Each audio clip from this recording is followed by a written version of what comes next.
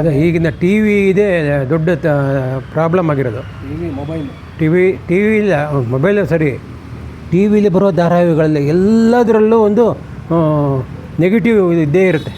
ಒಂದು ಫ್ಯಾಮ್ಲಿ ಒಂದು ಎಪಿಸೋಡ್ ಒಂದೇ ನೆಗೆಟಿವ್ ಇದ್ದೇ ಇರುತ್ತೆ. ಜನಗಳು ಅದನ್ನೇ ನೋಡ್ತಾರೆ. ಕ್ರಿಮಿನಲ್ ಆಗಿಬಿಡ್ತಾರೆ. ಹೆಂಗಸ್ರಂತೂ ಬರೀ ಅದರಲ್ಲೇ ಅಡಿಕ್ಟ್ ಆಗಿಬಿಟ್ಟಿರ್ತಾರೆ. ಅದೇನು ನೋಡ್ತಾರೋ ಏನು ಮಾಡ್ತಾರೋ ನಮಗಂತೂ ಅರ್ಥ ಆಗೋಲ್ಲ. ಈಗಿನ ಕೊಲೆಗಳಿಗೆಲ್ಲ ಬರೀ ಕೊಲೆಗಳು, ಇದು ಏನು ಅದು ತೊಂದರೆ ಕೊಡೋ ಫ್ಯಾಮ್ಲಿಲಿ ಅವ್ರು ಹೆಂಗೆ ಬದುಕ್ತಾನೋ ಅವ್ನು ಹೆಂಗೆ ಉದ್ಧಾರ ಆಗ್ತಾನೋ ನೋಡ್ತೀನಿ ಅಂತ ಕ್ರಿಯೇಟ್ ಮಾಡ್ತಾರಲ್ಲ ಕ್ಯಾರೆಕ್ಟರ್ಗಳು. ಭಾಳ ಹೊಲಸು, ಬೇಕಾಗಿಲ್ಲ ಅವೆಲ್ಲ, ಬೇಕಾಗಿಲ್ಲ. ಈಗ ನೀಟಾಗಿ ಸಮಾಜದಲ್ಲಿ ಕೊಲೆಗಳೆಲ್ಲ ಆಗ್ತಾ ಇದೆಯಲ್ಲ, ಅದನ್ನೇ ಹೆಂಡತಿ ಅಲ್ಲೆಲ್ಲೋ ಇವಳು ಹೌದು ಬೆಟ್ಟದಿಂದ ದೂಕಿ ದೂಕ ಹಾಕೋದು ಅವೆಲ್ಲ ಇದೆ. ಟಿ ವಿ ನೋಡಿ ಅರ್ಧ ಕಲಿಯೋದು, ಟಿ ವಿ ನೋಡಿ ಅರ್ಧ ಹಾಳಾಗೋದು ಜನ. ಹೌದು, ಟಿ ವಿಲಿ ಅವೆಲ್ಲ ಬ್ಯಾನ್ ಮಾಡಬೇಕು. ಅಂಥವಕ್ಕೆಲ್ಲ ಪರ್ಮಿಷನ್ ಯಾಕೆ ಕೊಡಬೇಕು? ಕೊಡಬಾರ್ದು. ಯಾವ ರೀತಿ ಬರಬೇಕಂತ ಒಳ್ಳೆಯದು. ಒಂದು ಸಾಂಸಾರಿಕವಾಗಿ ಜನಗಳಿಗೆ ಒಂದು ಮಾರಲ್ ಥೀಮ್ ಇರಬೇಕು ಅದರಲ್ಲಿ.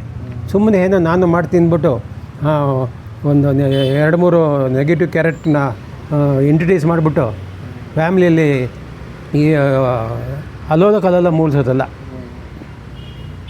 ನಾಟಕ ಇದು ಏನೋ ಧಾರಾವಾಹಿ ನೋಡಿದ್ರೆ ನೋಡಬೇಕಪ್ಪ ಅನಿಸ್ಬೇಕು. ಅಂದರೆ ಮನೇಲಿ ಕೂತು ನೋಡೋ ಹೆಣ್ಮಕ್ಳಿಗೆ ಅದು ಜಾಸ್ತಿ ಎಫೆಕ್ಟ್ ಆಗುತ್ತೆ ಅಂತ. ಹೌದೌದು, ಅದು ತುಂಬ ಆಗುತ್ತೆ. ಅದೇ ನೋಡ್ತಾ ಇರ್ತಾರೆ. ಭಾಳ ಹೇಳಿದ್ರು ಕೇಳಲ್ಲ ಅವರು.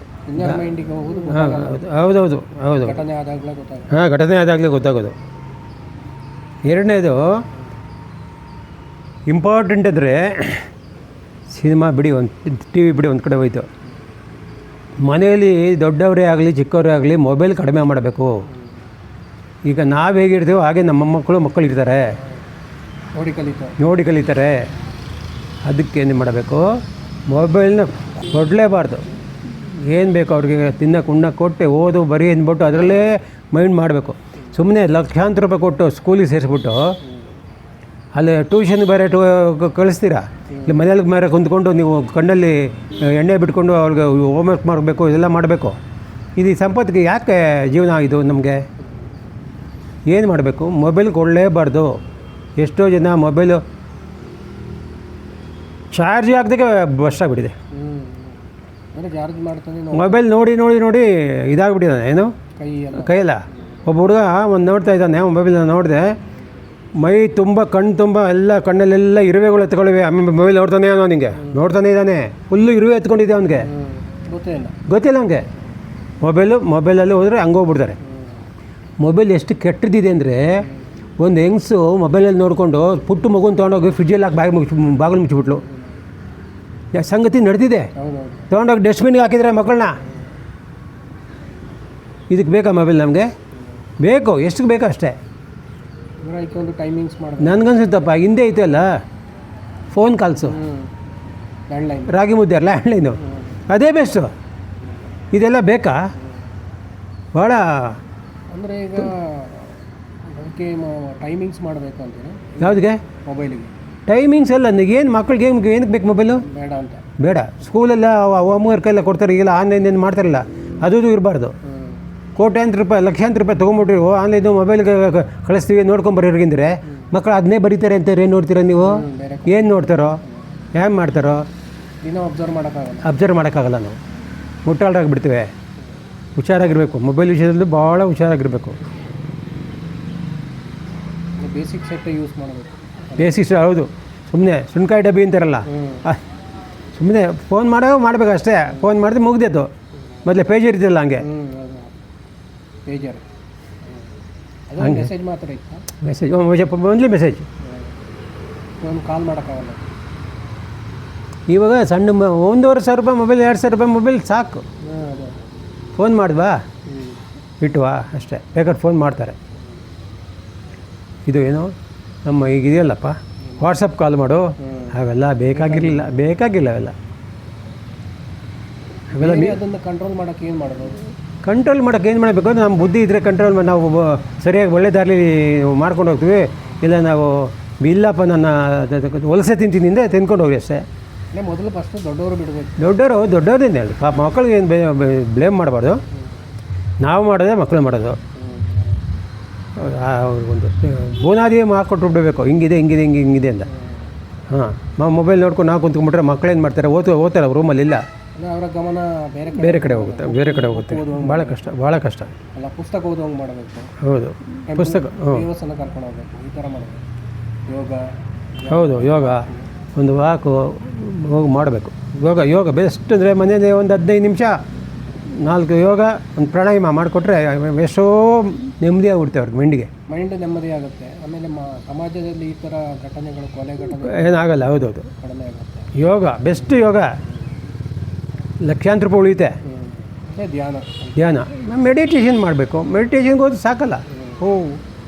ಮೆಡಿಟೇಷನ್ ಅಂದರೆ ಸುಮ್ಮನೆನಾ? ಧ್ಯಾನ ಕುಂತ್ರೆ ಸಮಾಧಿವರೆಗೂ ಹೋಗ್ಬೋದು ನಾವು. ಟೆನ್ಷನ್ ಆಗಿಬಿಟ್ರೆ ನಾನು ಈಗ ಒಂದೊಂದು ಸಲ ಮೆಡಿಟೇಷನ್ ಮಾಡ್ತೀನಿ. ಆರಾಮಾಗಿ ಮೆಡಿಟೇಷನ್ ಮಾಡಿಬಿಟ್ರೆ ಎಲ್ಲೋ ಹೋಗ್ಬಿಡ್ತೀವಿ.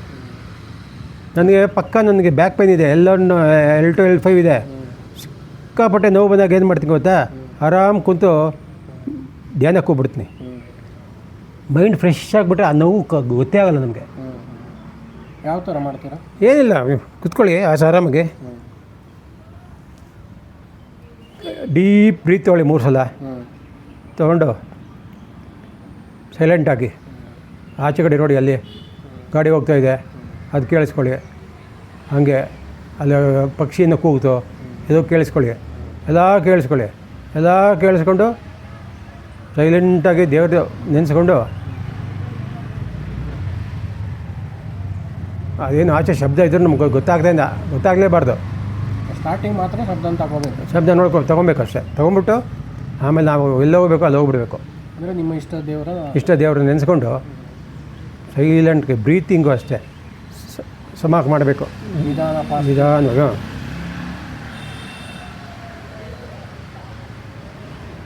15 ನಿಮಿಷ ಮಾಡಿ ಸಾಕು. ಇದರಿಂದ ಬಾಡಿ ಕಂಟ್ರೋಲ್ ಆಗುತ್ತೆ, ಮೈಂಡ್ ಫ್ರೆಶ್ ಆಗುತ್ತೆ, ಆರೋಗ್ಯ ಬಾಡಿ ಇದಾಗುತ್ತೆ.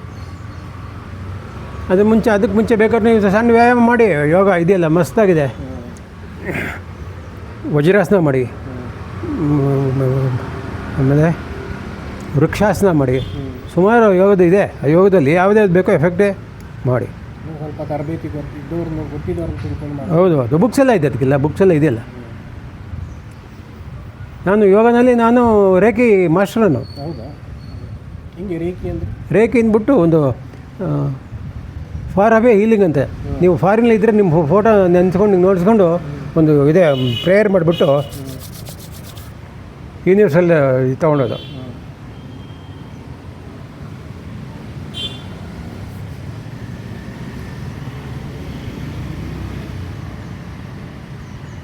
ಹೀಗೆ ಮನುಷ್ಯನ ಫೋಟೋ ಮೇಲೆ ಅಥವಾ ಮನುಷ್ಯನ ಕೂರಿಸ್ಕೊಂಡು ಮಾಡ್ಬೋದು.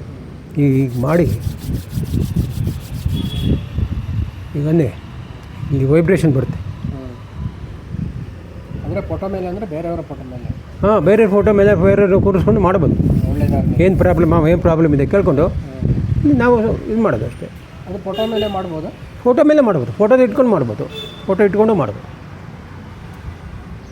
ಫೋಟೋಗಳು ಕೆಲವರು ಹುಷಾರಿಲ್ಲರೋರು ನಾನು ಅದು ಮಾಡ್ತಾಯಿದ್ದೆ, ಮತ್ತೆ ಬಿಟ್ಟೆ. ಒಂದು ಪಿರಮಿಡ್ಸ್ ಥರ ಬಾಕ್ಸ್ ಬರುತ್ತೆ, ಪಿರಮಿಡ್ ಬಾಕ್ಸು.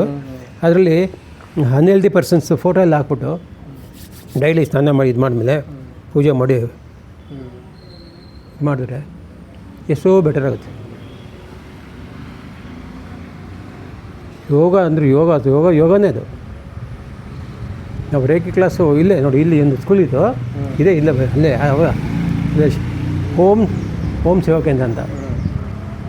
ಅವ್ರದ್ದು ಕ್ಯಾಂಪ್ ಎಲ್ಲ ಮಾಡಿ ನಾನು ನನ್ನ ಮಗ ಇಬ್ಬರು ಹೋಗಿದ್ದು. ಒಳ್ಳೆ ಫುಡ್ ಹುಡುಕಬೇಕು, ಎಲ್ಲ ಬೇಕಾದಷ್ಟಿದೆ, ನಾವು ತಿನ್ನಲ್ಲ. ಸುಮ್ಮನೆ ಹೋಗ್ತೀವಿ. ಸಾಯಂಕಾಲ ಆದರೆ ಅಲ್ಲಿ ಬಜ್ಜಿ, ಬೋಂಡ, ಪಾನಿಪುರಿ, ಗೋಬಿ ಮಂಚೂರಿ ಎಲ್ಲ ತಿಂತೀವಿ ಸುಮ್ಮನೆ ಬಾಯಿ ರುಚಿಗೆ ಅಷ್ಟೇ.